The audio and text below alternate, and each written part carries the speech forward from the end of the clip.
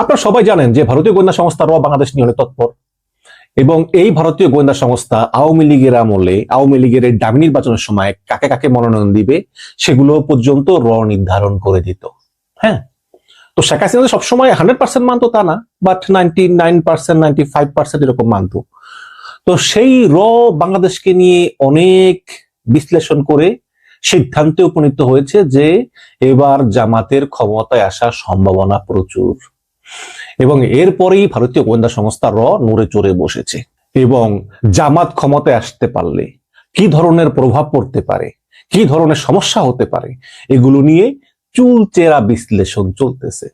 গতকালকে জামাতের যে নির্বাচনী ইস্তেহার, ইলেকটোরাল ম্যানিফেস্টো, সেখানে বলা হয়েছে যে ভারত, আমেরিকা সহ বিভিন্ন দেশের সঙ্গে জামাত ইসলাম ক্ষমতা এলে তারা সুসম্পর্ক করবে। সেখানে কিন্তু পাকিস্তান এবং চীনের নাম নাই। কেন নাই? কারণ পাকিস্তান এবং চীনের সঙ্গে জামাতের অলরেডি সুসম্পর্ক আছে। পাকিস্তান মনে প্রাণে চায়, চীন মনে প্রাণে চায় জামায়াত ক্ষমতায় আসুক। কারণ পাকিস্তান এবং চীন বিশ্বাস করে যদি বিএনপি আসে, হয়তো ইউনূস সরকারের করা যে চুক্তিগুলো, এগুলো হয়তো বিএনপি মূল্যায়ন করতে নাও পারে। তো প্রতিটি দেশই চায় যে সম্পর্ক ভালো থাকুক। তো এই হিসাবে জামাত ইসলাম কিন্তু ওই পাকিস্তান এবং চীনের নাম নেয়নি, নিয়েছে ভারত আমেরিকার নাম। এনিওয়ে, এখন ভারত চিন্তা করতেছে যে যেহেতু ওদের গোয়েন্দা সংস্থার রিপোর্টে মূল্যায়ন এসেছে যে এবার জামাত জিততে পারে, কাজেই গোয়েন্দা সংস্থা র বোঝার চেষ্টা করতেছে জামাত ক্ষমতা এলে আসলে কি ধরনের সমস্যার সম্মুখীন হতে পারে। এক্ষেত্রে তারা তাদের দেশের যে ভূরাজনৈতিক যে এক্সপার্ট, তাদের পরামর্শ নিচ্ছেন, কথা বলতেছেন, কি করণীয় ঠিক করতেছেন। এর ভিতরে আছে যে যাতে জামাত ক্ষমতায় না আসতে পারে তার জন্য চেষ্টা করা। দেখুন, জামাত যদি 100% বলেও যে আমরা ক্ষমতা এলে ভারতের দাস হয়ে থাকবো, যদি জামাত বলেও, তাও ভারত চাইবে না জামাত ক্ষমতায় আসুক। কারণ ওই যে নামের পিছে ইসলামী, ইসলামী শব্দটাইতেই এদের আপত্তি আছে। হ্যাঁ, তো এইসব কারণে জামাত দুটা পদ্ধতি অবলম্বন করেছে।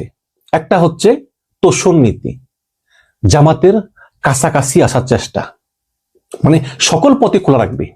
আরেকটা হচ্ছে ঠেকাও নীতি, জামাতকে ঠেকিয়ে রাখতে হবে যাতে ক্ষমতায় আসতে না পারে। তো প্রথমটা হচ্ছে তোষণ নীতি।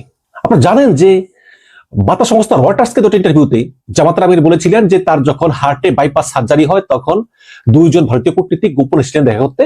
সেখানে এসে তারা বলেছিলেন যে আমরা যে আপনারা দেখতে আসছি, আপনি কাউকে বললেন না। হ্যাঁ, কিন্তু জামাতের আমির বলে দিয়েছে। এবং কয়েকদিন আগে ভারতের প্রজাতন্ত্র দিবসে এই জামাতের সেক্রেটারি জেনারেল গোলাম পরোয়ারকে দাওয়াত দিয়েছে। আমিরকে দাওয়াত দিয়েছে, তো আমির যেতে পারেন নাই, গোলাম পরোয়ার গিয়েছে। সেখানে গিয়ে খুব মাখামাখি হয়েছে ভারতীয় হাই কমিশনার প্রণয় কুমার ভার্মার সঙ্গে। দেখুন, এই সেই ভারত যেই ভারতের কাছে বিএনপি বারে বারে বলেছিল, এই যে আপনারা দেখেন না আমির খসরু মাহমুদ চৌধুরীর ছবি টবি, এগুলা মিথ্যা হলেও একটা যোগাযোগ ছিল। আমির খসরু মাহমুদ চৌধুরী ভারতকে বলেছিল যে আপনার কাছে ভিক্ষা চাই, আপনি একটু শেখ হাসিনাকে বলেন যাতে বেগম জিয়াকে বিদেশে নেওয়ার অনুমতি দেওয়া হয়। ভারত একবারও বলে নাই শেখ হাসিনার কাছে।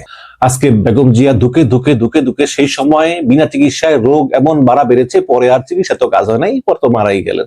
সেই বেগম জিয়া মরে যাওয়ার পরে ভারতের যে শ্রদ্ধা, সংসদে দাঁড়িয়ে নরেন্দ্র মোদী সহ সকল এমপিদের 1 মিনিট নীরবতা, আবার জয়শঙ্কর উড়ে আসলেন শ্রদ্ধা জানানোর জন্য, এগুলো তো অতিরঞ্জিত।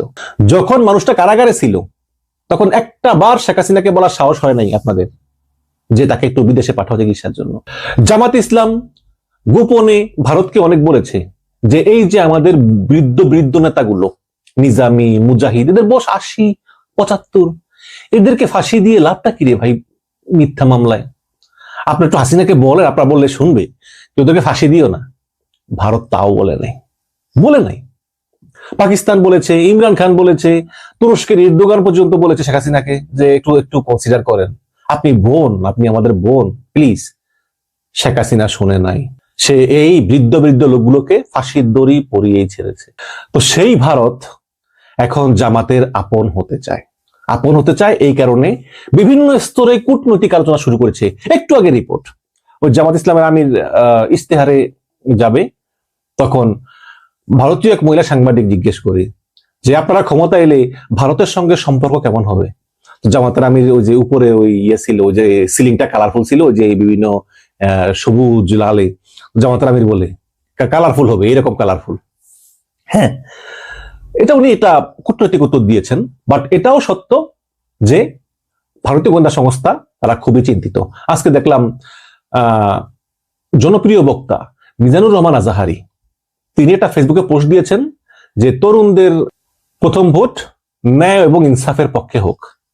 এখন তিনি বলতেই পারেন অবশ্যই এটাই তো উচিত, ন্যায় ইনসাফ, কিন্তু আপনারা যদি একটু খেয়াল করেন তিনি সরাসরি কিন্তু কোন দলের পক্ষ নেননি। তিনি বলেছেন যে তরুণদের প্রথম ভোট ন্যায় এবং ইনসাফের পক্ষ হোক। এখন ন্যায় এবং ইনসাফের প্রতীক কি? ধানের শীষ? মোটেও না। দাঁড়িপাল্লা? আমার তো তাই মনে হয়। তার মানে মিজানুর রহমান আজাহারি তিনি পরোক্ষভাবে জনগণকে দাঁড়িপাল্লায় ভোট দেওয়ারই আহ্বান জানালেন।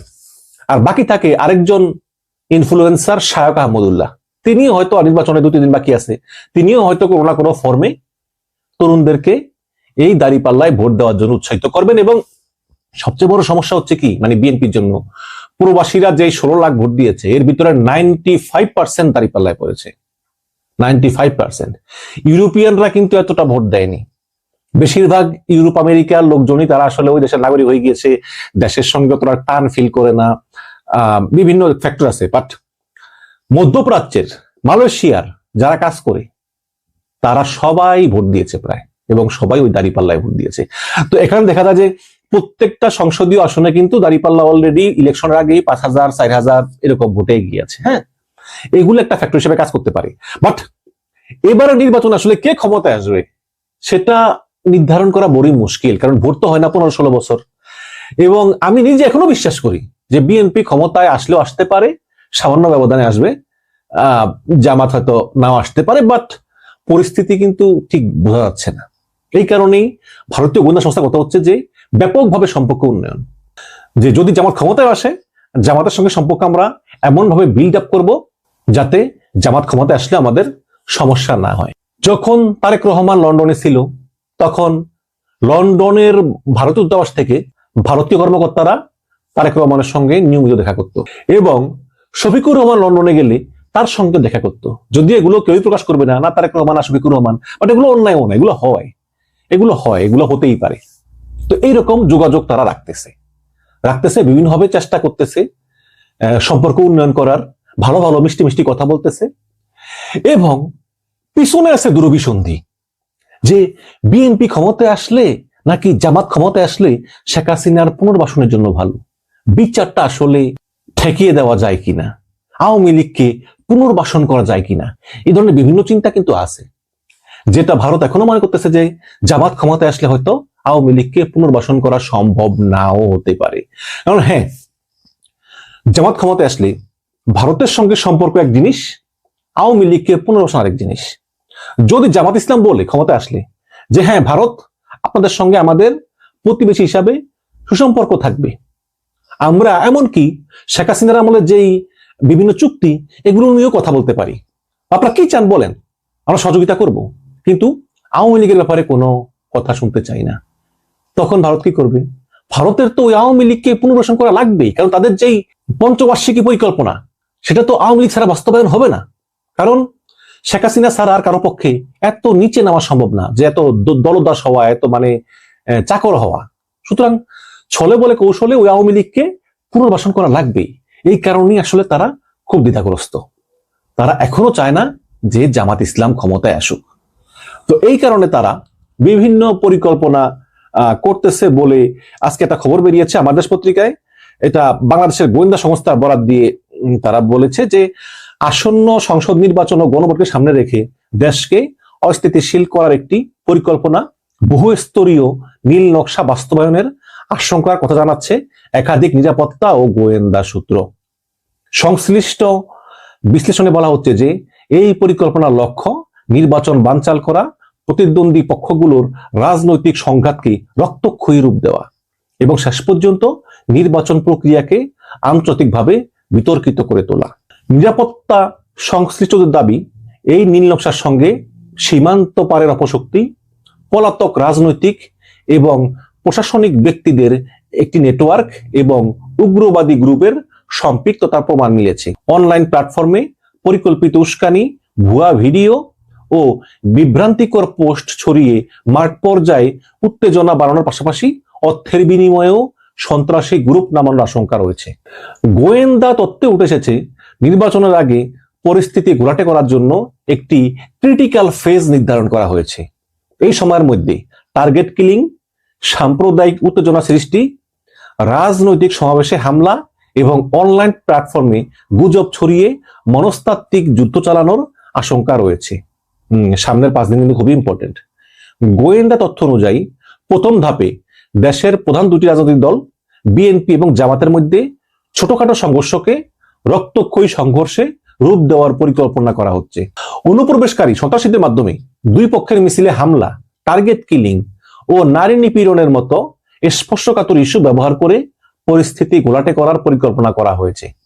বিশেষ করে অনলাইনে গুজব ছড়িয়ে বিএনপি এবং জামাতের নেতাকর্মীদের পরস্পরের বিরুদ্ধে ক্ষুব্ধ করে তোলার কৌশল ইতিমধ্যে বিভিন্ন স্থানে দৃশ্যমান হচ্ছে বলে বাংলাদেশের গোয়েন্দা বিশ্লেষণে উঠে এসেছে। এক্ষেত্রে সারা দেশের 87টি আসনে সংঘাতের আশঙ্কা রয়েছে বলে গোয়েন্দা সংস্থা বলেছে এবং ঢাকার একাধিক আসনও এই তালিকায়। পরিস্থিতি মূল্যায়নে দুই দলকেই সংযমী এবং সতর্কভাবে নির্বাচনী প্রচার চালানোর পরামর্শ দেওয়া হয়েছে। যে কোনো কারণে নির্বাচন বানচাল হলে ভারতীয় মিডিয়া এবং দেশীয় দোসরদের মাধ্যমে একটি বয়ান দাঁড় করানো সম্ভব হবে যে আওয়ামী লীগ ছাড়া ভালো নির্বাচন সম্ভব নয়।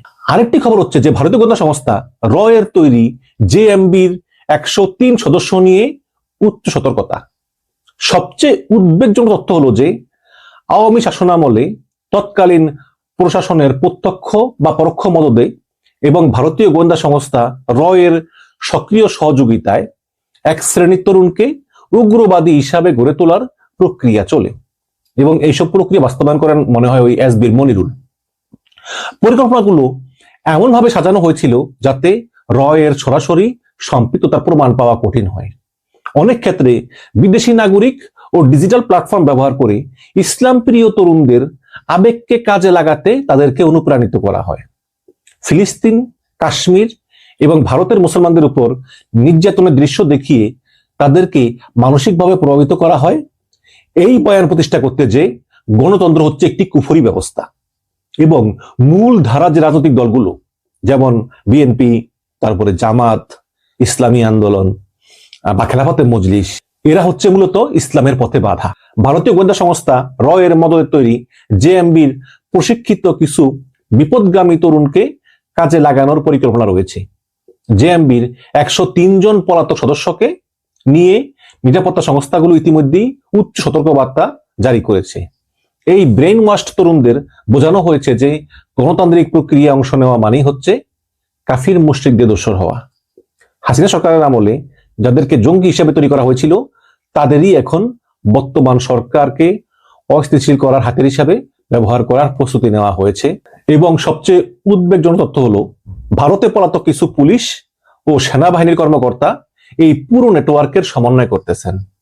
ভারতের মাটি ব্যবহার করে বাংলাদেশি বংশোদ্ভূত তরুণদের উচ্চতর প্রশিক্ষণ দেওয়া হয়েছে বলেও গোয়েন্দা তথ্যে উল্লেখ করেন। প্রশিক্ষিত ঘাতকরা বাংলাদেশে প্রবেশ করে বড় ধরনের হামলা চেষ্টা চালাতে পারে এমন আশঙ্কায় নিরাপত্তা সংস্থাগুলো সতর্ক অবস্থানে রয়েছে। এছাড়া যারা এদেশে রয়েছে তাদেরকে বিভিন্ন স্তরে প্রশিক্ষণ দেওয়া হয়েছে।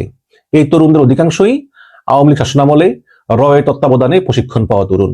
বর্তমান সরকারকে ইসরায়েল এবং আমেরিকার দালাল আখ্যা দিয়ে তাদেরকে উজ্জীবিত করা হচ্ছে। সম্প্রতি ঢাকার পার্শ্ববর্তী এলাকা কেরানীগঞ্জের একটি মাদ্রাসায় বোমা বিস্ফোরণের ঘটনা ঘটে।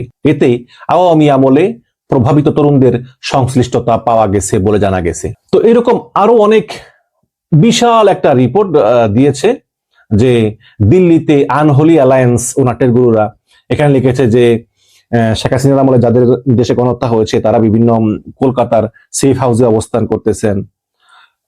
এর ভিতরে আসাদুজ্জামান খান কামাল, জাহাঙ্গীর কবির নানক, বাহাউদ্দিন নাসিম, তারপরে ডিএমপি কমিশনার হাবিবুর রহমান, সাবেক এসবি প্রধান সাবেক মনিরুল ইসলাম, তারপরে ডিজিএফআই এর মহাপরিচালক লেফটেন্যান্ট জেনারেল আকবর হোসেন, সাইফুল আলম, হামিদুল হক, মেজর জেনারেল কবির, এই পলাতক কর্মকর্তারা একটি জোট গঠন করেছেন। সেই জোটের নাম হচ্ছে আনহোলি অ্যালায়েন্স। এদের মূল লক্ষ্য হচ্ছে আওয়ামী লীগ বিহীন নির্বাচনকে বালচাল করা, এবং এই জোটের নাম দিয়েছে আনহোলি অ্যালায়েন্স। এবং আরো বলা হচ্ছে যে টার্গেট করা হতে পারে জুলাই যোদ্ধাদেরকে, বিশেষ করে নাহিদ ইসলাম, নাসিরউদ্দিন পাটোয়ারি সহ হাসনাত সন্মানদেরকে। এইভাবে জুলাইয়ের যে ফ্রন্ট লাইন ছিল এদেরকে নেতৃত্ব শূন্য করা হবে। এবং ভারতের মাটি ব্যবহার করে অলরেডি বিভিন্ন প্রশিক্ষণ দেওয়া হচ্ছে, বিস্ফোরণ, ড্রোন এগুলো নিয়ে দেশে ঢোকার অপেক্ষায় আছে। এখন বাংলাদেশ সরকার নিরাপত্তা বিশ্লেষণে নাশকতার প্রধান 4টা দিক চিহ্নিত করেছে। একটা হচ্ছে বিএনপি, জামাত এবং ছাত্র নেতা মানে জুলাই যোদ্ধাদের উপর টার্গেট কিলিংয়ের মোকাবেলায় স্পেশাল স্কোয়াড এবং গোয়েন্দা নজরদারি, সীমান্তের ওপার থেকে প্রশিক্ষিত ঘাতক এবং বিস্ফোরণ ঠেকাতে ড্রোন এবং থার্মাল ইমেজিং ক্যামেরা ব্যবহার করতেছে সীমান্তরক্ষী বাহিনী, অলরেডি শুরু করেছে। এছাড়া আর্টিফিশিয়াল ইন্টেলিজেন্স প্রযুক্তির মাধ্যমে তৈরি করা ভুয়া ভিডিও এবং অডিওর মাধ্যমে সাইবার যুদ্ধ রুখতে এনটিএমসি এবং সাইবার ইউনিটকে পূর্ণ সক্রিয় রাখা হয়েছে। এবং ককটেল বিস্ফোরণ বা অগ্নিসংযোগের মতো অভ্যন্তরীণ নাশকতা দমনে যৌথ বাহিনীর চিরুনি অভিযান এগুলো হয়েছে, এবং আমেরিকা এবং ইংল্যান্ডের কাছ থেকেও তারা পরামর্শ নিচ্ছে না। তো আপনারা জানলেন যে এই হচ্ছে গিয়ে পরিকল্পনা। এখন প্রচেষ্টার কথাই বলবো, সেটা হচ্ছে যে নির্বাচন আসতেছে, নির্বাচন সুষ্ঠু হবে, অন্তত আমরা এই বিশ্বাস ইউনূসের উপর রাখতেই পারি। জনগণ যাকেই ভোট দেয় সেই ক্ষমতায় আসবে, কিন্তু দেশের স্বার্থে, দেশের স্থিতিশীলতার স্বার্থে এই বিএনপি জামাত ভোটযুদ্ধ যেন ভোটযুদ্ধই থাকে, এটা যাতে আসল যুদ্ধের রূপ না নেয়। দেশের স্বার্থে আমাদেরকে অন্তত এই ব্যাপারে ঐক্যবদ্ধ থাকতে হবে। আসুন আমরা বিএনপি জামাত মিলেমিশে 12ই ফেব্রুয়ারি যাতে সুষ্ঠুভাবে ভোট হয় সেজন্য সরকারকে সহযোগিতা করি। তারপর জনগণ যাকে ভোট দেয় সেই সরকার গঠন করবে, এবং এতেই দেশি এবং বিদেশি সকল ষড়যন্ত্র প্রতিহত করা সম্ভব হবে ঐক্যবদ্ধভাবে। ভালো থাকবে।